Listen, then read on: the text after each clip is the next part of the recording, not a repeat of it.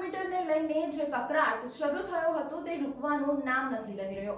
આમ આદમી પાર્ટીના પિંકલ રામીની આગેવાની હેઠળ શહેરના ગોરવા વિસ્તારમાં આવેલ ગુજરાત હાઉસિંગ બોર્ડના રહીશોએ વીજ કંપની સામે વિરોધ પ્રદર્શન કર્યું હતું અને જૂના મીટર આપવાની માંગ કરી હતી। વડોદરા શહેરમાં છેલ્લા કેટલાય સમયથી સ્માર્ટ વીજ મીટરનો કકરાટ સામે આવી રહ્યો છે, ત્યારે આજ રોજ ગોરવા વિસ્તારમાં આવેલ ગુજરાત હાઉસિંગ બોર્ડના રહીશો આમ આદમી પાર્ટીના પિંકલ રામીની આગેવાનીમાં વીજ કંપની સામે આક્રોશ વ્યક્ત કર્યો હતો અને સ્માર્ટ મીટર હટાવો અને જૂના મીટર પાછા આપો તેવી માંગ બુલંદ કરી હતી। ગોરવા વિસ્તારમાં આવેલ ગુજરાત હાઉસિંગ બોર્ડ ખાતે 1200 થી વધુ મકાનો આવેલા છે, ત્યાં મધ્યમ વર્ગના લોકો રહે છે, તેઓની ઇન્કમ 12,000 થી 15,000 રૂપિયા છે। તેઓ આ સ્માર્ટ મીટરનો સખત વિરોધ કરી રહ્યા છે, ત્યારે બીજી બાજુ કોઈ સાંસદ, ધારાસભ્ય કે નગરસેવકોને ત્યાં લગાવવામાં કેમ નથી આવ્યા? સાથે જ મધ્યમ વર્ગના લોકોને આ મીટરથી ઘણી હાલાકી વેઠવી પડી રહી છે। વધુમાં તેમણે ઉમેર્યું હતું કે 2003માં સરકાર દ્વારા આ કાયદોની શરૂઆત કરવામાં આવી હતી। કોરોના કાળ દરમિયાન આ કાયદો લાવવામાં આવ્યો છે। આજે આ કાયદાને અમલમાં મૂકવામાં આવી રહ્યો છે। સ્માર્ટ મીટર સરખું છે તે વાતની સ્વીકારી શકાય તેવી નથી। આ બાદમાં ઇલેક્ટ્રિસિટી સેક્ટરને ખાનગીકરણ તરફ લઈ જવામાં આવશે। બાદમાં ડાયનામિક ચાર્જિંગ શરૂ થશે, તેમાં દિવસ દરમિયાન ઓછો ચાર્જ લેવાશે અને રાત્રિ સમયે વધુ ચાર્જ લેવાશે। ઉદ્યોગમાં ચાર્જ વધારે છે, તેમાં સમાનતા લાવવાનો આ પ્રયાસ છે।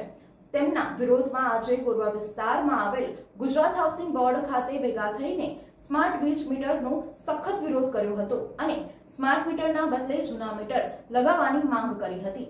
જો મીટરો જૂના લગાવવામાં નહીં આવે તો ગાંધી ચિંતે આંદોલન કરવામાં આવશે। અને શું સમસ્યા લઈને આજે તમે જુઓ કે છેલ્લા 15-20 દિવસથી જે દિવસથી આ સ્માર્ટ મીટર લગાવવાની શરૂઆત થઈ છે, તો આ સ્માર્ટ મીટર કઈ જગ્યા પર લગાવવામાં આવે છે કે જ્યાં ગરીબ હોય, મધ્યમ હોય, એવા જ આવાસ યોજનાઓ છે ગુજરાત હાઉસિંગ બોર્ડના તમામ નગરોમાં આ જે રીતે અત્યારે સ્માર્ટ મીટરો લગાવવામાં આવ્યા છે, ત્યારે મારે કહેવું છે કે સૌથી પહેલાં સ્માર્ટ મીટર લગાવવું હોય તો સાંસદના ઘરે લગાવો, સૌથી પહેલાં મીટર લગાવવું હોય તો ધારાસભ્યોના ઘરે લગાવો, સૌથી વધારે પહેલું મીટર લગાવવું હોય તો કોર્પોરેટરોના ઘરે લગાવો, પરંતુ એમના ઘરે ડિજિટલ મીટર અને અહીંયા ગરીબ હોય, મધ્યમ વર્ગ, એમના ઘરે સ્માર્ટ મીટર।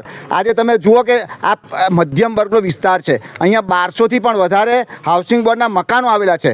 લોકો પેટે પાટા બાંધી અને એક તો મજૂરી કરીને, કાળી મજૂરી કરી અને પોતાના દીકરાની ફીઓ ભરતા હોય છે। એવા સંજોગોની અંદર આજે 15 દિવસની અંદર 2,000 રૂપિયા બિલ આવે, એટલે તમે સમજી લો કે આજે 6,000, 7,000 રૂપિયા બિલ આવતું હોય। એક તો ઘરની આવક 10,000 થી 15,000ની હોય, અને એવા સમયની અંદર જે રીતે આ લોકોએ MGVCL અને અત્યારે બહુ નવી પાછી કામગીરી શરૂ કરી છે કે ડિજિટલ મીટર પણ સ્માર્ટ મીટર સાથે લગાવવામાં આવશે। તો ભાઈ, સ્માર્ટ મીટર જો તમારે લગાવવાની જરૂર હોય અને ડિજિટલ મીટરની વેલિડિટી 15 વર્ષની છે, તો આ 15 વર્ષની વેલિડિટી છે તો પછી શાના માટે જો તમે એવું કહેતા હોય કે બંને મીટર એક સરખા ચાલે છે, તો જો આની 15 વર્ષની ડિજિટલ મીટરની વોરંટી ગેરંટી છે, તો અમારી માંગ છે કે અમને જૂના મીટર પાછા આપો। જો પાછા નહીં આપવામાં આવે તો અહીંના હાઉસિંગ બોર્ડના તમામ 1200 મકાનના રહીશો આગામી દિવસે ગાંધી ચિંધ્યા માર્ગે આંદોલન પણ કરશે।